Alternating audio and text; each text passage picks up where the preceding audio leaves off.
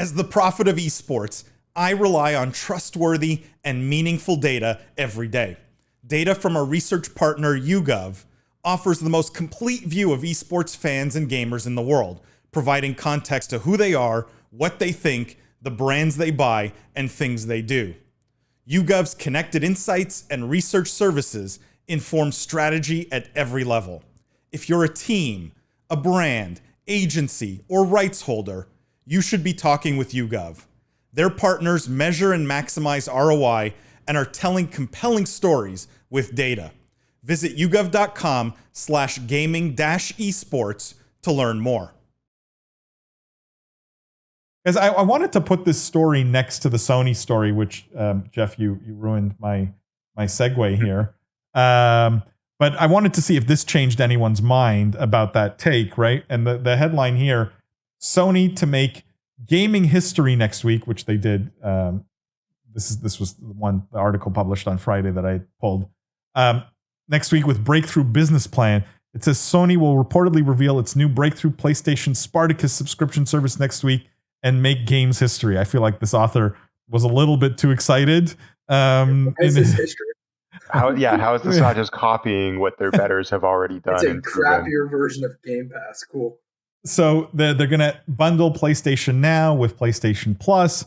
It's going to be one offering. And here's, like, I'll put this up on the board. Here's sort of what you get. There's 3 tiers, $9.99, $12.99, and $15.99, which I think Game Pass is $9.99. I don't know if it's the same pricing. I think Game Pass has a wider range. Jimmy or Jeff, if you want to check that quickly. But that's what we have. Does anyone think Sony's offering here is going to make much of a dent? I think it will. It depends what you mean by much of a dent. I think are we going to be talking about it the same way we talk about Game Pass? Because I think Game Pass, we've mentioned multiple times, has been quite, I don't know, revolutionary is maybe too strong of a word, but is really shaking up the games industry, I think, and will continue to and see explosive growth. PlayStation seems confused to me in the sense that, like, the essential, I don't think, other than the free monthly games, you don't get access to some library, right? I think you only get that with the extra subscription and the premium. So, like, it doesn't feel like all you can eat Game Pass. It feels sort of halfway between what they had now and Game Pass. Yeah, I think this will be a decent piece of business for Sony in the sense that I think a lot of people will look at this and say, hey, for $3 more a month, I'll get access to some old games. Like, maybe I'll play them once in a while. Like, so I might as well just pay the extra $3.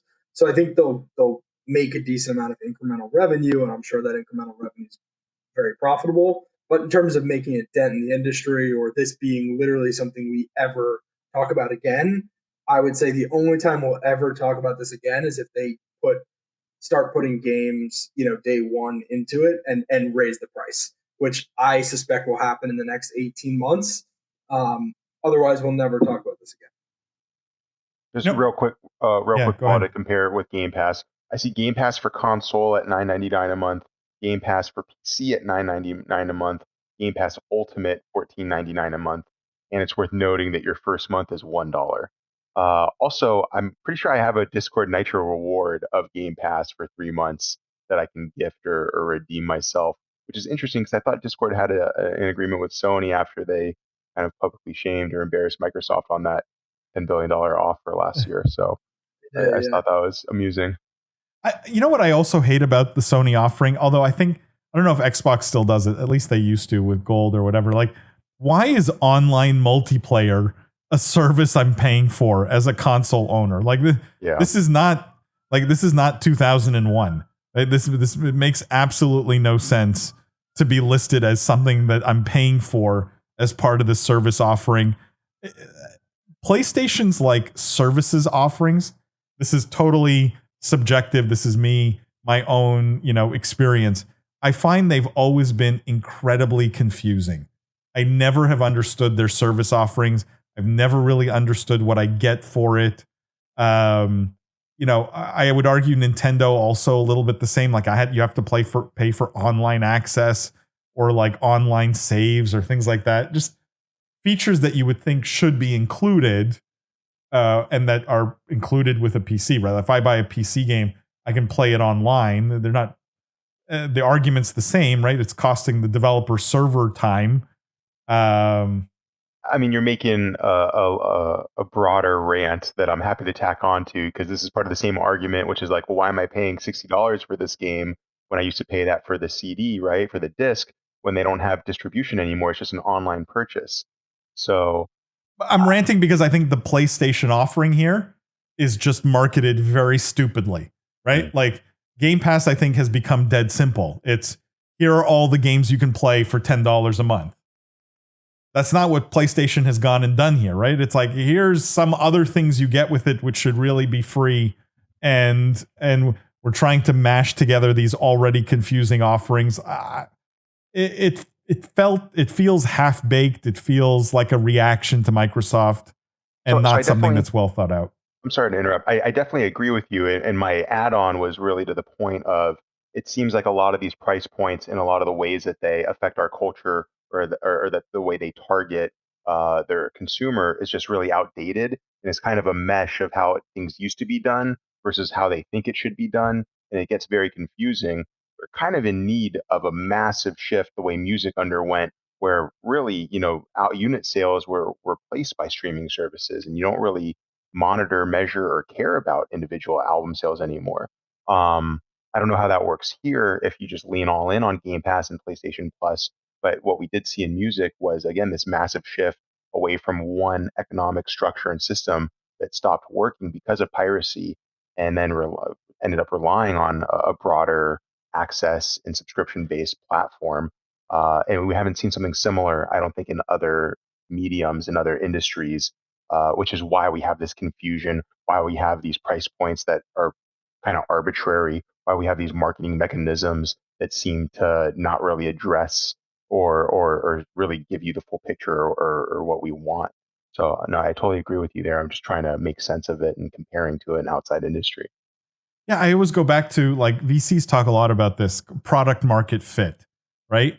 And I think Game Pass has succeeded because they understand this, and things like PlayStation Plus now, God knows what, like, have not understood this, and things like Google Stadia, right? Like, if you understand who the market you're going after is, and for these all-you-can-eat subscriptions, for the most part, it's not the most hardcore gamer, right? Like, it's really not. The most hardcore gamer already probably has a pretty significant library, plays the games they want to play, probably plays one or two games a lot. Like, this is a more casual gamer, family, kids, right? Something that is meant to be simple, easy to understand. I don't have to worry about it. I don't have to worry about my kid asking for the next, a game that comes out. There's always stuff for them to play. And Xbox has succeeded at that, right? They even bundled it with the console for like one monthly price. It was like dead simple to understand. With PlayStation, none of this makes sense to me, right? Like, I'm confused by it. And if I'm confused by it, someone who's a more casual gamer is definitely going to be confused by it. And I suspect, like Stadia, when you don't have that product market fit, it's going to miss the mark. Matt said, it can be the next Game Pass, but I am one of the rare people that doesn't use Game Pass. Exclusives are what make PlayStation special. Give me more Spider-Man games or Ratchet and Clank. I have literally considered just upgrading to PS5 for the new Ratchet and Clank game. Matt, don't do that. Those games aren't that good. Matt says, join the Meta TV Discord. That I can get on board with. Discord.gg/Meta TV. Absolutely. Everyone should go join the Meta TV Discord, where we all hang out. And you can interact with all of us on a daily basis. Tom says, I agree with Paul. Confusing. I have to Google the PlayStation subscription. I have to see which one it is when someone asks. Yeah, I never remember. Plus and now, like what comes with them and what they all mean. I know I'm subscribed to one or both, but I don't even remember or know.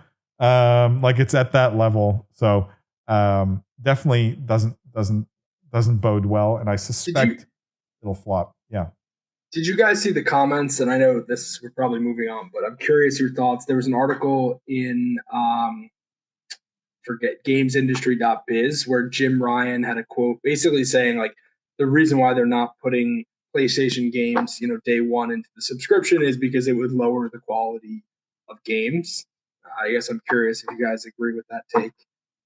I don't think I do, but I mean, that was definitely not immediately, right? They're going to put a bunch of games in the subscription that were made before the subscription existed. They're not just magically going to go down in quality. That's a pretty dumb take.